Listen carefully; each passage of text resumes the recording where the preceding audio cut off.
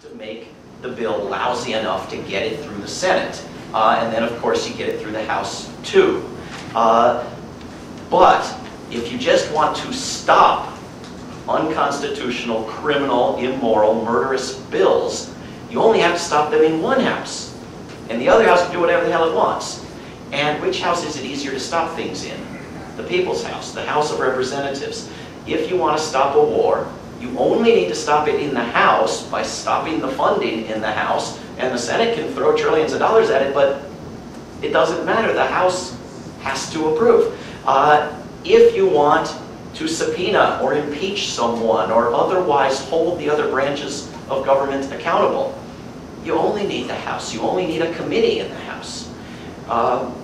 If you want to stop a bailout of Wall Street, you only need the House. So when you're in a situation where most of the bills do more harm than good, and you want to stop them, then you only need the House. But you're absolutely right if you want to pass a bill. I mean, everybody thinks only in terms of passing bills, and I wish that sometimes they would think in terms of stopping bills. But when you do want to think in terms of passing bills, you need both houses. And you have to make the bill bad enough to pass the Senate. There's no question. Yes, in the front row. Back to the EU policy of not having war. How much is that dependent on our having a big army? It's not an easy question. Would you repeat it? Yeah. The question was, do European nations not fight wars because the United States has a big army? Well, the question, of course, is not completely... I'm sorry? Do European nations not fund militaries and wars the way we do because we do it? And protect them, presumably. I don't know. I think that they have a more than sufficient military strength to protect themselves from any actual wars on Europe were such things to occur. I think that just about everything we do with our enormous military, not to mention our sales of weapons abroad, makes things more dangerous for our friends and allies and ourselves, not less so. So I'm not sure that to any degree that makes sense. It is certainly the case that we have major military bases in many European countries and weapons and nukes in European countries with a great deal of resentment from them. And I used to live in Italy, and you could say I'm an American, and it was like saying I'm a rock star. And now you don't want to say it, and my friends in a town where we are building the biggest military base that there will be in Europe are incredibly, incredibly angry and resentful.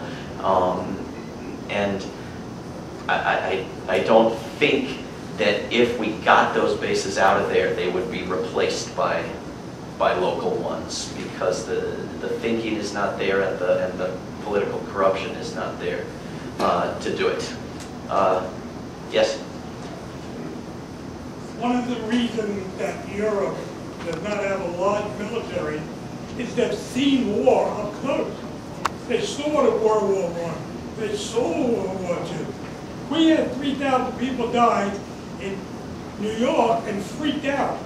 They lost 60 million people in Europe. That's why they don't have a huge military, because they learned their lesson. When it comes here, maybe we will learn here. But if we're smart, we'll look at what happened to Europe in the 40s, in the 30s, and the 20s, and say, enough. Well said. Building on to that same question, it seems like one reason why this country is cheap and hard to build a movement is because we're like one of the few countries left on this earth that has multiple generations that doesn't remember struggle and overcoming, oppression and doing something new and knowing that we have a solution, especially when our government seems so intimidating. aside from something to revoke martial law with some violent action, what other solutions do you think are there to get people away from that feeling of let's let things stay the same and be safe? Much as I hate to defend the American people, in our defense, we are much more informed and much more active and much more able to build serious movements and struggle than most of us have any idea, than our televisions will ever tell us, than our corporate newspapers will ever tell us. There are people all across this country, and many Americans in places like Gaza at the moment and elsewhere, making great sacrifices for future generations in battles that must be fought, that are long and difficult to win. And in many cases, we are winning victories and not learning about it. We made the Iraq War illegal. We turned the United Nations against it. We will be able to prosecute it because of that. We have prevented an attack on Iran every day for years now by publicizing the lies that took us into Iraq. We have deterred recruitment to the military to a great extent, and these wars are being fought exactly to the extent that there are troops and mercenaries to do it. We would have the same level of war were McCain president, because it's the level of troops they've got to do it with. We win victories at the local and state levels all the time, and don't tell each other about it. As easy as it is to make comparisons to better times and better places and to wish we were better, and I certainly do, it's much more useful to look at the good that people are doing. And when the president early on in his Peace Prize acceptance speech spoke of the people who were more deserving of the prize than he himself, despite his willingness to accept it, I thought of dozens of them that came to mind. People all over this country who ruined their family lives, spent their retirement savings, driven themselves into poor health to fight the crimes being so nonchalantly committed by these people in Washington. So there is a lot to be encouraged about. I don't think we should become so victory dependent and success dependent. I don't think we should only be willing to get involved when we see that we're already winning. I think we should get involved because we have a moral responsibility to get involved, and it's a lot more fun to get involved than to sit home and bitch about it. But if there are, I know this is the crowd that gets that. So I'm with you. Yes, Barb. This morning we were talking about don't get despairing and don't spread it. But when you're talking about Biden, and you're saying, locally, when we do things locally, we want to mention what can we do? We have people here who have been out there.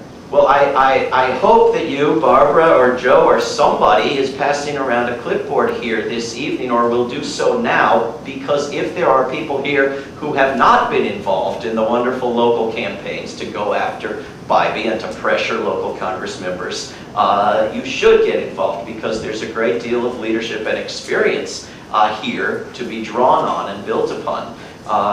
And it is far more fun to do so, no matter how long it takes us to win.